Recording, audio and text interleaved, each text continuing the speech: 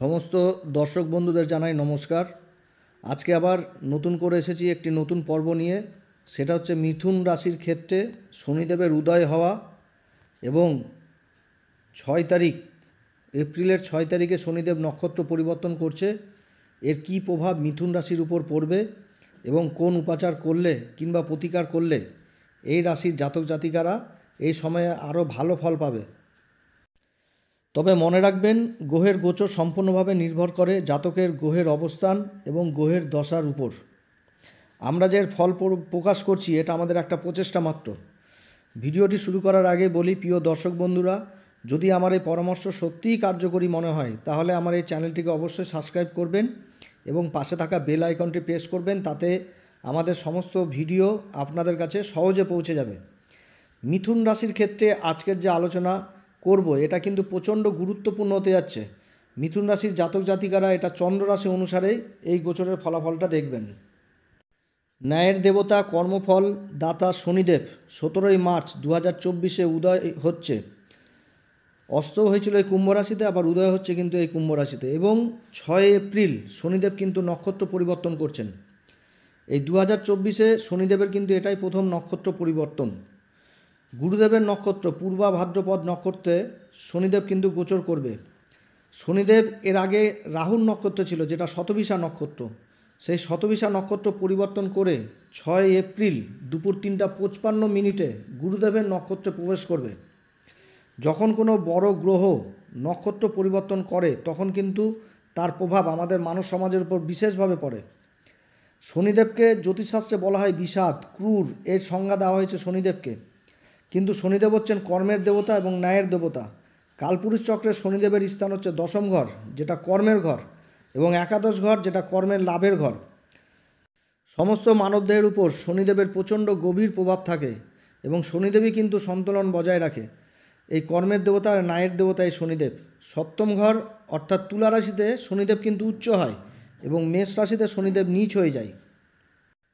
জন্মকুষ্ঠিতে যদি শনিদেব কেন্দ্রে অবস্থান করে কিংবা ত্রিকোণে অবস্থান করে কিংবা মিত্র রাশিতে অবস্থান করে অথবা 3, 6, 11 ঘরে অবস্থান করে অথবা কোনো যদি ভালো ঘরে অবস্থান করে এবং তার সাথে যদি গুরুর দৃষ্টি শনিদেবের উপর পড়ে যায়, তাহলে এই সমস্ত জাতকরা অনেক উপরে উঠে এবং সমাজে মান সম্মান প্রতিষ্ঠা লাভ করে, সমাজে উচ্চ পর্যায়ের মানুষদের সাথে উঠা বসা করে এবং মান সম্মান লাভ করে।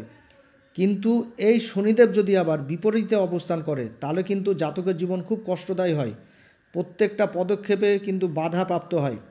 কোনো কাজ একেবারে শেষ হয় না, কাজ করতে গেলে বাধা আর বাধা, এরকম কিন্তু পরিস্থিতি তৈরি হয় শনিদেব যদি বিপরীতে বসে। মান সম্মানে হানাহানি, কোর্ট কেস, মুকদ্দমা সব কিছুই কিন্তু জাতকের উপর হয়ে যায়। এক কথায় জীবন খুব কষ্টকারী হয়ে ওঠে শনিদেবের এই বিপরীত অবস্থানে যদি থাকে। পূর্ব ভাদ্রপদ নক্ষত্র হচ্ছে কুম্ভ রাশিতে 20 ডিগ্রি থেকে মীন রাশিতে 3 ডিগ্রি 20 মিনিট পর্যন্ত থাকে। 6 এপ্রিল শনিদেব কিন্তু 20 ডিগ্রিতে প্রবেশ করবে, যার ফলে পূর্ব ভাদ্রপদ নক্ষত্র অবস্থান করবে এবং এখানটাতে 2025 সালের 28 এপ্রিল পর্যন্ত থাকবে। তবে মাঝখানে কিন্তু সেপ্টেম্বর অক্টোবরের দিকে আবার কিন্তু শনিদেব করবে, পরিবর্তন হবে, কিন্তু নক্ষত্র পরিবর্তন আবার হবে। তবে সেই সময় কিন্তু অতটা ইফেক্ট থাকবে না। পূর্বা ভাদ্রপদ 3টি শব্দ দিয়ে তৈরি, পূর্বা, ভাদ্র আর পদ। পূর্বা কথার অর্থ হচ্ছে প্রথমে আসা ভদ্র, অর্থাৎ সজ্জনকারী, শুভ কল্যাণকারী অথবা ভাগ্যের বৃদ্ধিকারী বোঝায়, মানে ভদ্র কথার অর্থ আর কি। আর পূর্বা কথার অর্থ হচ্ছে প্রথমে আসা, আর ভদ্র কথার অর্থ হচ্ছে সজ্জনকারী, শুভ কল্যাণকারী অথবা ভাগ্যে বৃদ্ধিকারী বোঝায়। এবং পদ কথার অর্থ হচ্ছে স্টেপ কিংবা চরণ। তো তাহলে কি দাঁড়ালো মানেটা? ভাগ্য বৃদ্ধির চরণ। তো অর্থাৎ এই নক্ষত্রের অধিপতি, এই নক্ষত্রে যখন শনিদেব প্রবেশ করবে তাহলে কিন্তু ভাগ্যেও বৃদ্ধি করবেই। আর এই নক্ষত্রের অধিপতির দেবতা হচ্ছে অজ এবং নক্ষত্রের অধিপতি হচ্ছেন দেবগুরু বৃহস্পতি। তো শনিদেব এই নক্ষত্রে গোচর করতে যাচ্ছে। আগে ছিল শতভিষা নক্ষত্র, যেটা রাহুর নক্ষত্রে ছিল। তো এখানে শনিদেব যখন ছিল তখন কিন্তু এর পাপ প্রভাবগুলো যথারীতি বেড়ে গেছিলো। এবার নক্ষত্র পরিবর্তন 6 এপ্রিল 2024 করছে। মিথুন রাশি হচ্ছে বুধ প্রধান রাশি। বুধ হচ্ছে ম্যানেজমেন্ট এবং বাণীর কারক। শাস্ত্র বলে বুদ্ধিমত্তা, চতুরতা, বাণীর দক্ষতা দ্বারা এই মিথুন রাশির জাতক জাতিকারা সমাজে কিন্তু নিজেদের প্রতিষ্ঠিত করে।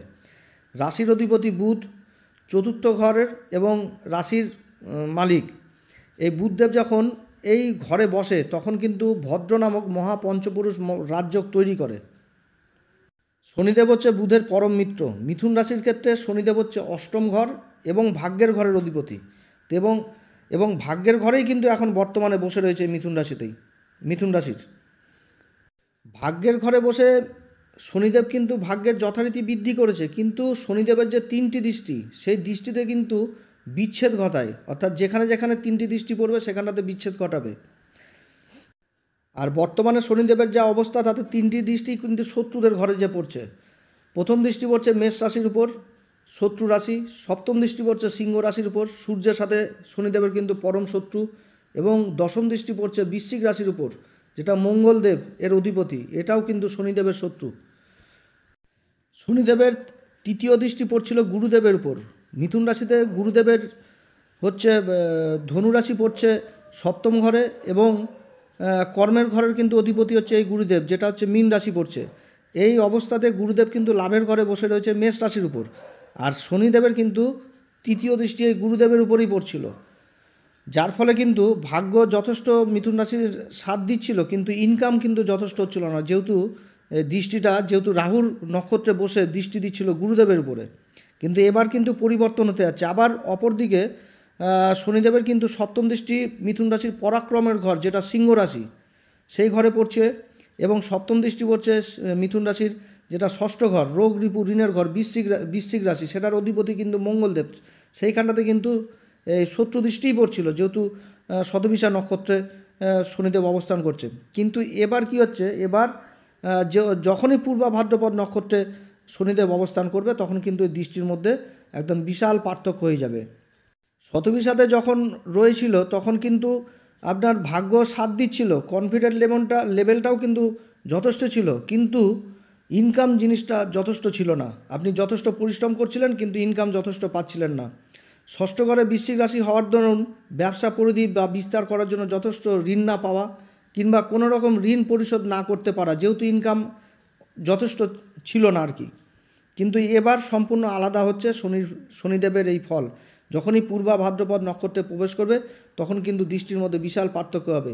যেমন গুরুদেব আর শনির সম্পর্ক 3-11, অর্থাৎ গুরুদেব থেকে কিন্তু শনিদেবের অবস্থানে যাবে লাভের ঘর, এবং শনিদেব কিন্তু গুরুদেবের নক্ষত্রে বসেই ভাগ্যের ঘরে বসে তৃতীয় দৃষ্টি গুরুদেবের উপর দিবে। অতএব কিন্তু ভাগ্য আপনার যথেষ্ট সাথ দিবে এবং আয় ইনকামের একাধিক দরজা খুলে যাবে আপনার জন্য। এর ফলে বড় ভাই বোনদের সাথে সম্পর্ক যথেষ্ট ভালো হবে এবং বড় ভাই বোনদের সাথে কাছ থেকে সাপোর্টও পাবেন। তবে মনে রাখবেন, জীবনে এরপরে কিন্তু শনিদেব সেপ্টেম্বর অক্টোবরের দিকে আবার কিন্তু শতবিশাতে ফিরে আসবে।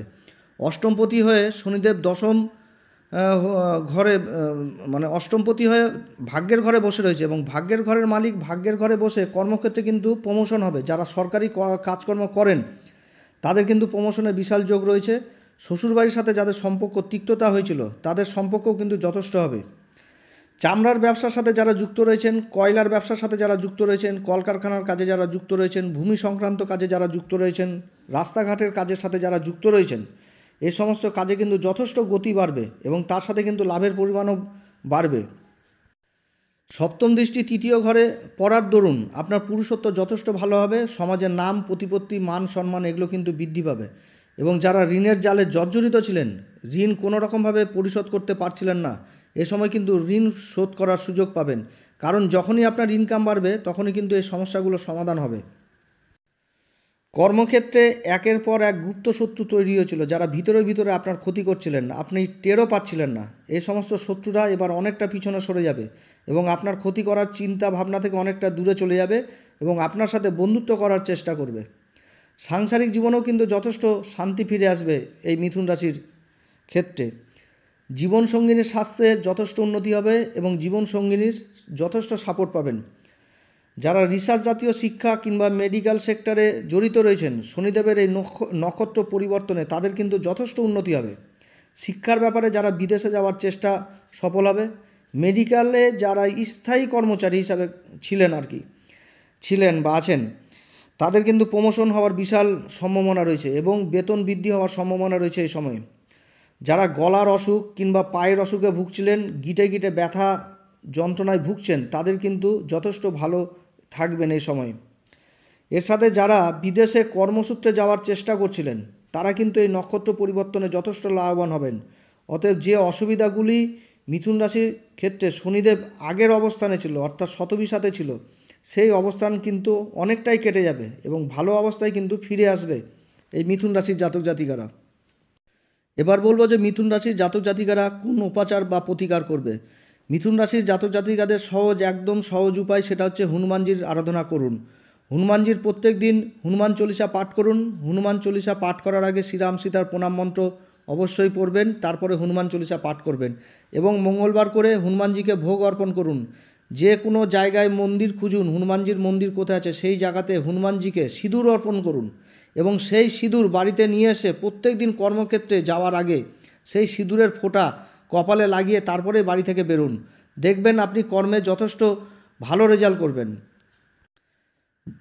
এর সাথে বলবো যারা দুস্থ, চিকিৎসা মানে ট্রিটমেন্ট করাতে পারছে না অর্থের অভাবে বা ওষুধপত্র কিনতে পারছে না, তাদেরকে যথারীতি সাহায্য করুন। দেখবেন এতে শনিও আপনার প্রচণ্ড প্রসন্ন হবে। এবং শনিদেব যেহেতু ভাগ্যের ঘরে বসেছে এবং গুরুদেবের নক্ষত্রে রইবে, তার জন্য সাত্ত্বিক আহার গ্রহণ করুন। মদ মাংস থেকে নিজেকে কিন্তু দূরে রাখুন। অতএব প্রিয় দর্শক বন্ধুরা, আজকে এতটুকুই। আমি ঈশ্বরের কাছে প্রার্থনা করি যেন মিথুন রাশির প্রত্যেকটা জাতক জাতিকার স্বপ্ন যেন পূরণ হয় এই সময়ে।